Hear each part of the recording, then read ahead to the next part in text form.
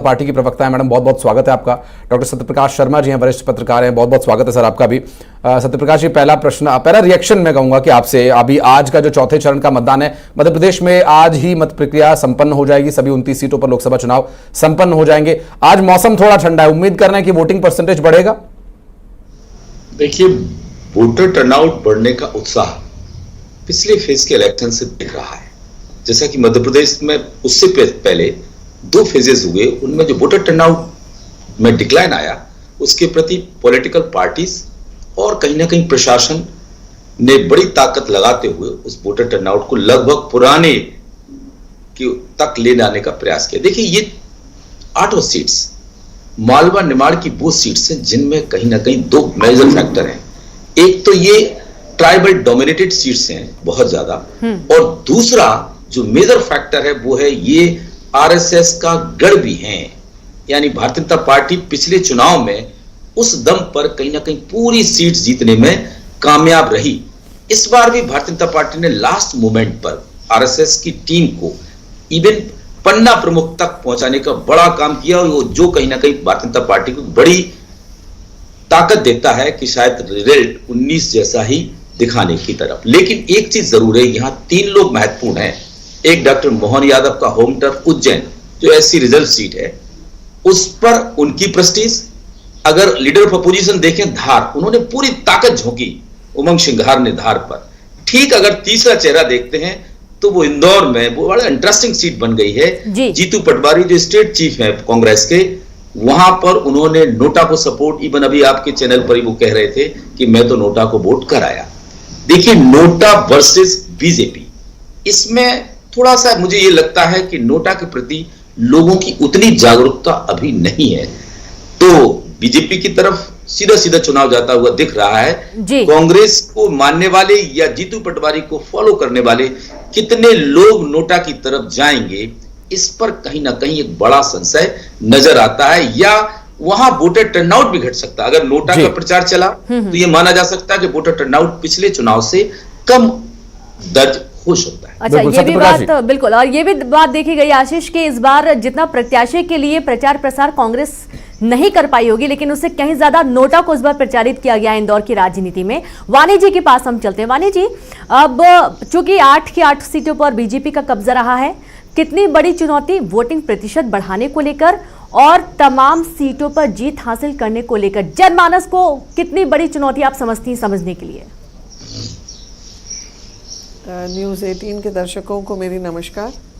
और आज जो कि हम मध्य प्रदेश में आखिरी चरण में कदम रख रहे हैं, मैं आग्रह करूंगी जनता को, मेरे भाई बहनों को, कि वो बढ़ चढ़ कर राष्ट्रहित में अपना बहुमूल्य मतदान करें, राष्ट्र को सशक्त करें। ये बहुत बड़ी चुनौती नहीं है। अगर आप बहुत वर्षों का देखेंगे वोटर टर्नआउट, तो 1950s में लगभग 50-51% होता था, और इलेक्शन कमीशन ने प्रति वर्ष प्रति जनरल इलेक्शंस में नए नए माध्यमों से वोटर एजुकेशन के लिए, ये जागरूकता अभियानों के लिए अपने प्रयास किए हैं, जिसमें राष्ट्र में जुड़ी हुई सभी नेशनल पार्टीज ने भी अपना योगदान दिया है। तो मुझे नहीं लगता है कि ये ऐसी कोई बड़ी समस्या होगी। आज मौसम भी अनुकूल है जी, और सब पार्टीज अपना अपना काम तो कर ही रहे हैं। सबने अपने प्रयासों से लोगों तक उचित संदेश भेजने का भरपूर प्रयास किया है कि आप वोट दीजिए, आप पहले मतदान फिर जलपान। तो और ये वैसे भी भाजपा का गढ़ रहा है जी।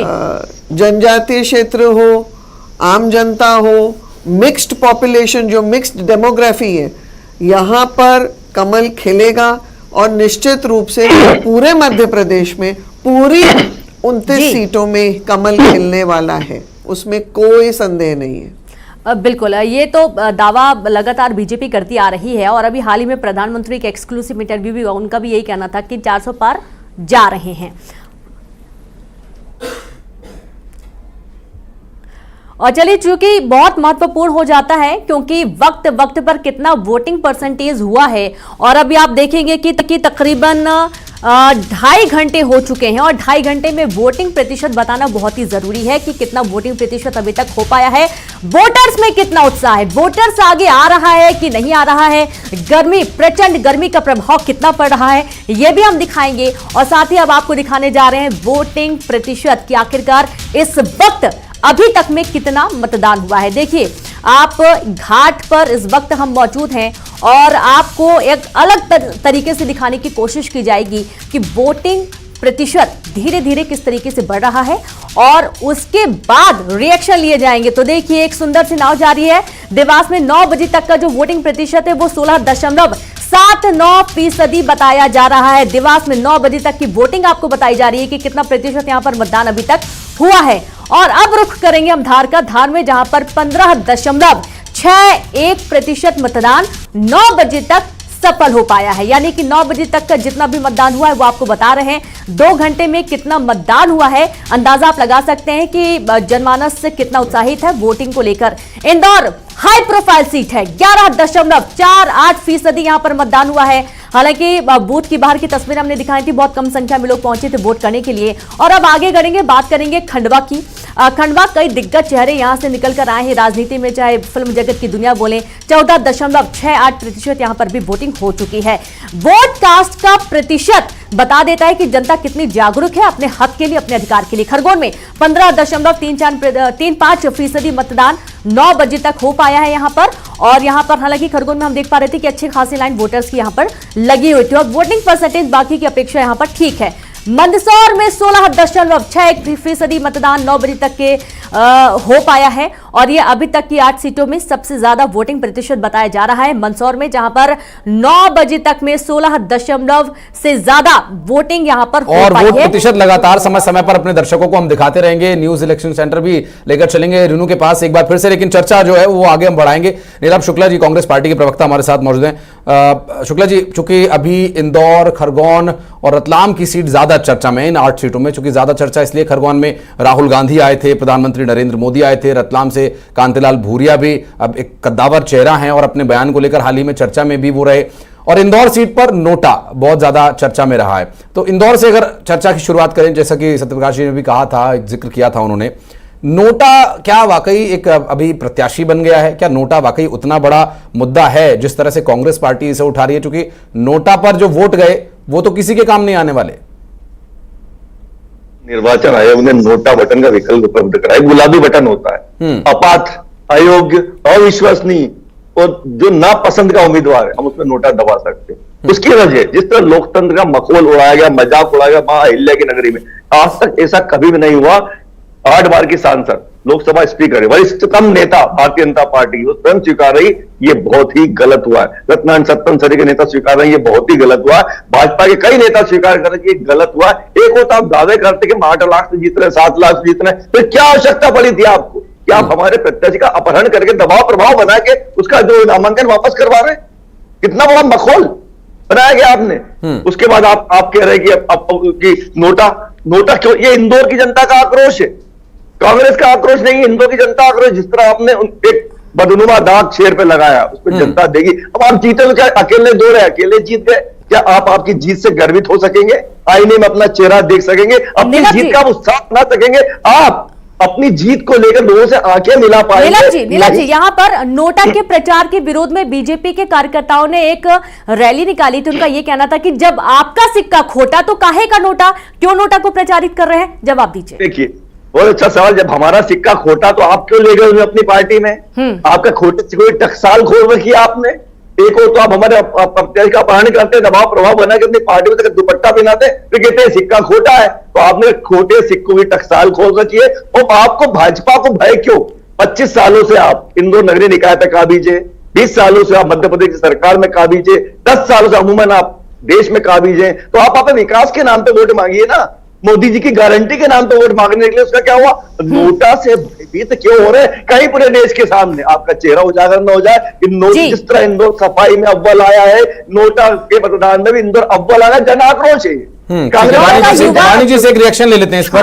वाणी जी, नोटा कुछ वैसा सा प्रतीत होता है, एक सीरियल आता था और एक बहुत बड़ा महाकाव्य है महाभारत के नाम का, नोटा कुछ वैसा सा प्रतीत होता है जैसे कौरवों की सभा में बैठे हुए भीष्म पितामह, जब द्रौपदी चीरहरण हो रहा है, बहुत ताकत है उनके पास, बहुत बहुत बलशाली है, लेकिन वो कुछ कर नहीं सकते। बहुत बड़े द्रोणाचार्य गुरु बैठे हुए, बड़े धनुर्धर हैं, उनके पास भी बहुत ताकत है, लेकिन वो कुछ कर नहीं सकते। क्या नोटा ऐसा सा प्रतीत होता है?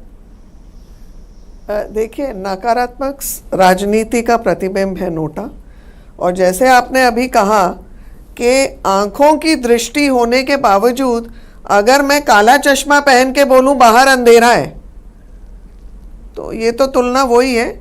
और जो अभी कांग्रेस प्रवक्ता ने अभी अपना बयान दिया है, उससे साफ समझ में आ रहा है, स्पष्ट है कि हताश है, निराश है।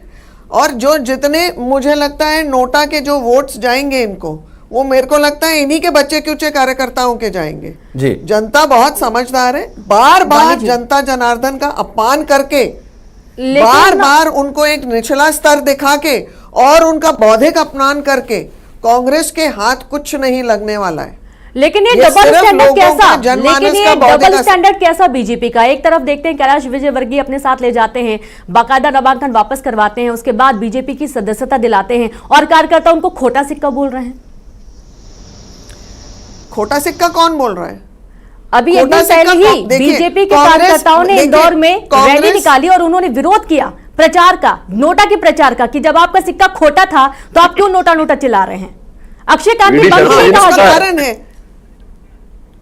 उसका कारण है, आप समझिए क्यों बोला है खोटा सिक्का।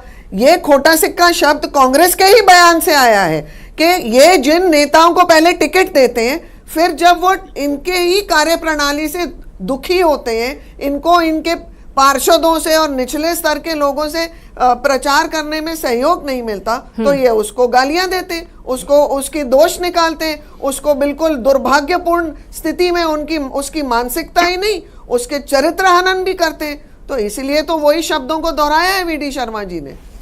जी सत्यप्रकाश जी, एक और सीट है रतलाम खरगोन। अभी आज जो 8 सीटें जिस पर वोट हो रहे हैं, ज़्यादातर जो सीट्स हैं, आपने भी जिक्र किया कि वो आदिवासी बाहुल्य सीट्स हैं और यहाँ पर उनके ही मुद्दे ज़्यादा प्रभावी रहेंगे, उन्हीं की बातें होंगी और उन्हीं के बारे में नेता प्रचार करके अपने पक्ष में वोट करने की लोगों से अपील भी कर रहे हैं।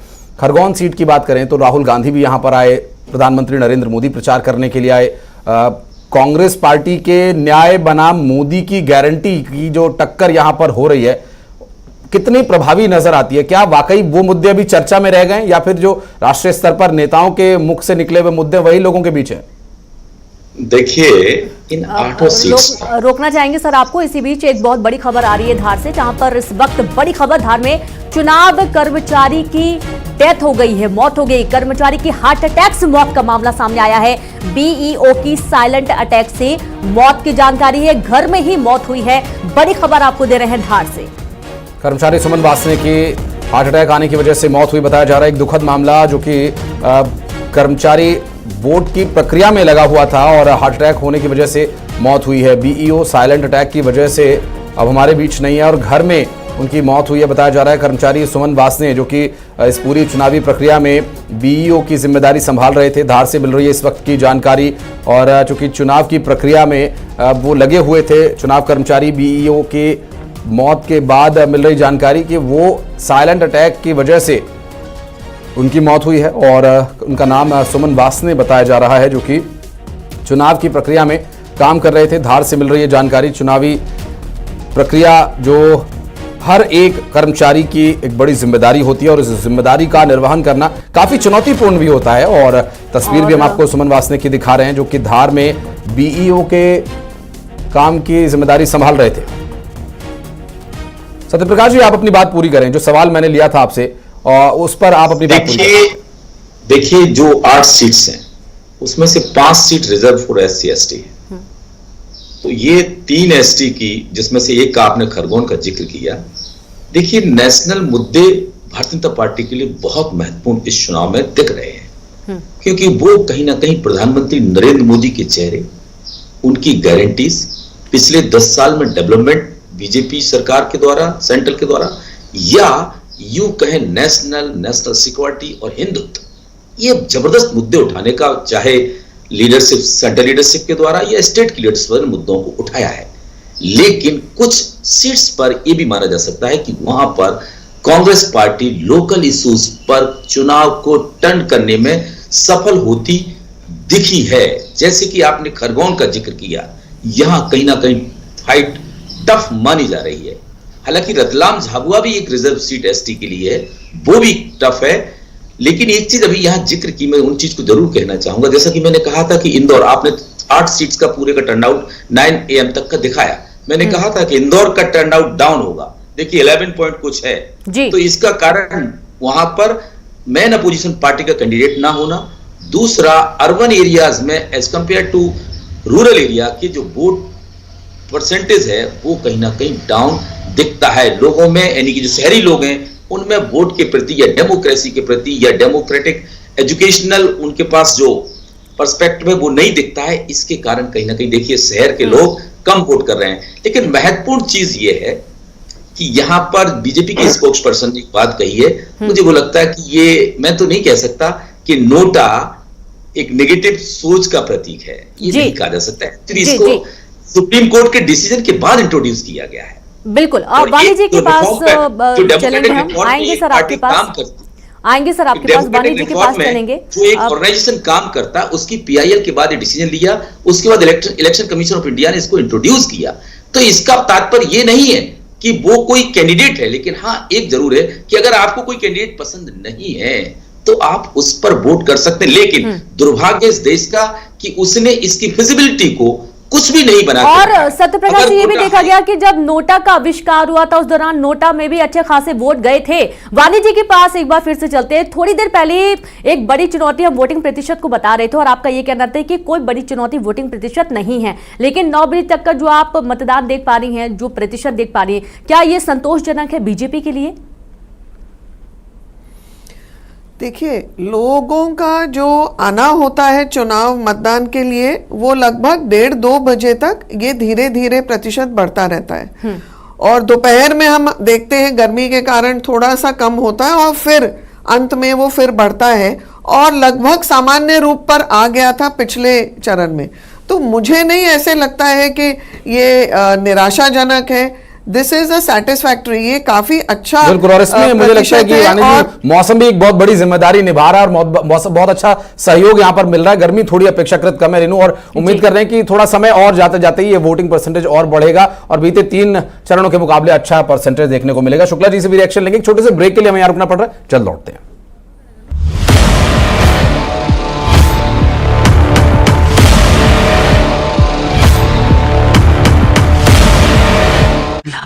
बड़ी बात यह होगी कि संदेश ललित क्या देते हैं मुख्यमंत्री डॉक्टर मोहन यादव, ये भी सुनना महत्वपूर्ण होगा। पर बीजेपी में आपको ये कभी नजर नहीं आएगी। उनका बड़े से बड़ा राजनेता, छोटे से छोटा कार्यकर्ता वो वोट कास्ट करने जरूर पहुंचता है और वहां पर भी मनोभाव इसी तरह से। कार्यकर्ता जब पहुंचता है तो उसे लगता है वो पार्टी को और लोकतंत्र को मजबूत कर रहा है, और नेता जब पहुंचता है तो उसे ये लगता है कि ये उसकी जिम्मेदारी है और अपनी जिम्मेदारी को डिलीवर करने के बाद वो लोगों को प्रेरित करता है उनकी जिम्मेदारी निभाने के लिए। तो मुझे इस बात की प्रसन्नता है कि आज हम अपने उज्जैन में वोट भी डाला है और भगवान की दया से एक अच्छा मौका आया है।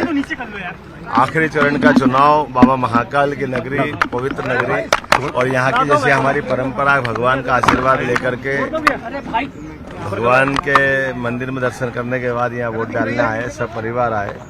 और जिस ढंग का वातावरण दिख रहा, उज्जैन फिर एक नया रिकॉर्ड बनाएगा, मध्य प्रदेश में एक नया रिकॉर्ड बनेगा। मतदान केंद्र के अंदर कक्ष में पहुंच चुके हैं मुख्यमंत्री डॉक्टर मोहन यादव, और इस वक्त तस्वीरें जो आप देख रहे हैं ये आदर्श मतदान केंद्र से इस वक्त आदर्श तस्वीर ललित मैं कहूंगा देख सकते हैं हमारे दर्शक। चूंकि इस वक्त प्रक्रिया है, चाहे वोटर पर्ची का मिलान हो या फिर उसके बाद अंगुली पर स्याही लगवाने का काम हो, उसे पूरा करने के बाद ईवीएम मशीन पर जाकर वो बटन दबाएंगे, अपने मताधिकार का इस्तेमाल करेंगे। उसके बाद संभव है कि वो मीडिया से कुछ बातचीत करें और क्या वो आज संदेश देंगे ये भी देखना अहम होगा।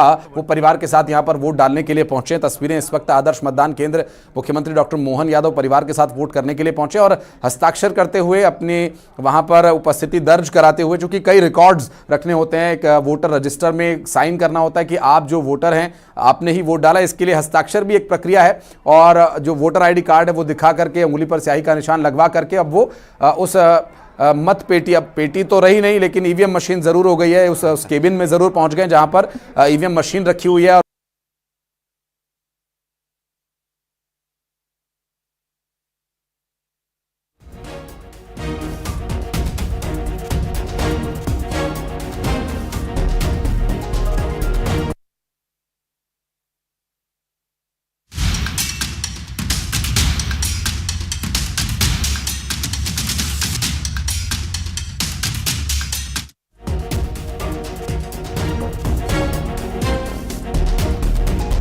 बाद एक बीप की आवाज़ और वीवीपैट से जो निशान आपने जिस पर भी वोट डाला, आप जो बतौर वोटर जिस भी निशान पर वोट डालेंगे वहां पर एक उस निशान पर वोट डला है या नहीं उसकी एक प्रति निकल कर आती है। और अब देखिए उंगली पर लगी स्याही का निशान दिखाते हुए मुख्यमंत्री डॉक्टर मोहन यादव परिवार के साथ यहां पर वोट डाल चुके हैं। तस्वीरें इस वक्त अपने दर्शकों को हम दिखा रहे हैं, लेकिन अब बड़ी बात यह होगी कि संदेश ललित क्या देते हैं मुख्यमंत्री डॉक्टर मोहन यादव, ये भी सुनना महत्वपूर्ण होगा। पर बीजेपी में आपको ये कभी नजर नहीं आएगी। उनका बड़े से बड़ा राजनेता, छोटे से छोटा कार्यकर्ता वो वोट कास्ट करने जरूर पहुंचता है, और वहां पर भी मनोभाव इसी तरह से कार्यकर्ता जब पहुंचता है तो उसे लगता है वो पार्टी को और लोकतंत्र को मजबूत कर रहा है, और नेता जब पहुंचता है तो उसे ये लगता है कि ये उसकी जिम्मेदारी है, और अपनी जिम्मेदारी को डिलीवर करने के बाद वो लोगों को प्रेरित करता है उनकी जिम्मेदारी निभाने के लिए। तो मुझे इस बात की प्रसन्नता है कि आज हम अपने उज्जैन में वोट भी डाला है, और भगवान की दया से एक अच्छा मौका आया है।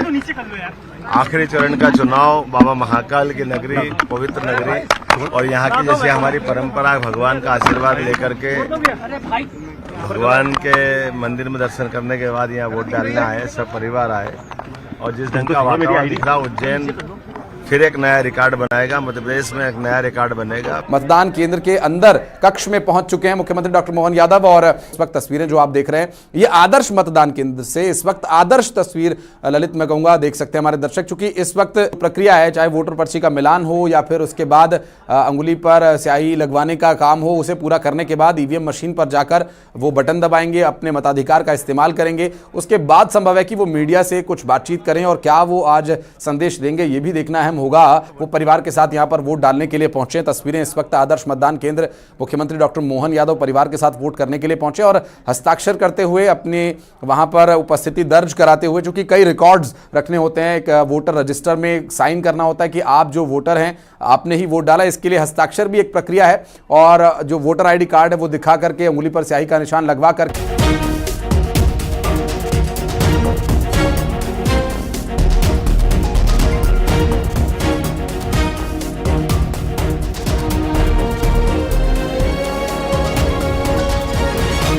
उस मत पेटी, अब पेटी तो रही नहीं लेकिन ईवीएम मशीन जरूर हो गई है, उस केबिन में जरूर पहुंच गए जहां पर ईवीएम मशीन रखी हुई है, और बटन दबाने के बाद एक बीप की आवाज़ और वीवीपैट से जो निशान आपने जिस पर भी वोट डाला, आप जो बतौर वोटर जिस भी निशान पर वोट डालेंगे वहां पर एक उस निशान पर वोट डला है या नहीं उसकी एक प्रति निकल कर आती है। और अब देखिए उंगली पर लगी स्याही का निशान दिखाते हुए मुख्यमंत्री डॉक्टर मोहन यादव परिवार के साथ यहां पर वोट डाल चुके हैं। तस्वीरें इस वक्त अपने दर्शकों को हम दिखा रहे हैं, लेकिन अब बड़ी बात यह होगी कि संदेश ललित क्या देते हैं मुख्यमंत्री डॉक्टर मोहन यादव, ये भी सुनना महत्वपूर्ण होगा। पर बीजेपी में आपको ये कभी नजर नहीं आएगी। उनका बड़े से बड़ा राजनेता, छोटे से छोटा कार्यकर्ता वो वोट कास्ट करने जरूर पहुंचता है, और वहां पर भी मनोभाव इसी तरह से कार्यकर्ता जब पहुंचता है तो उसे लगता है वो पार्टी को और लोकतंत्र को मजबूत कर रहा है, और नेता जब पहुंचता है तो उसे ये लगता है कि ये उसकी जिम्मेदारी है, और अपनी जिम्मेदारी को डिलीवर करने के बाद वो लोगों को प्रेरित करता है उनकी जिम्मेदारी निभाने के लिए। तो मुझे इस बात की प्रसन्नता है कि आज हम अपने उज्जैन में वोट भी डाला है, और भगवान की दया से एक अच्छा मौका आया है।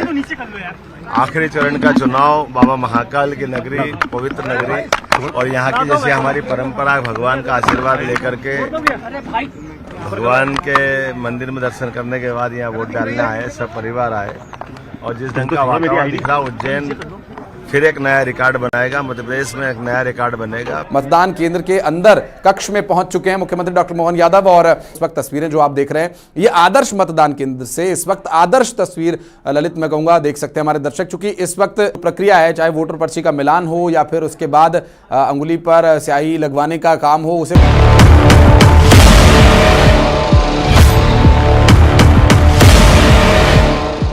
Headlines presented by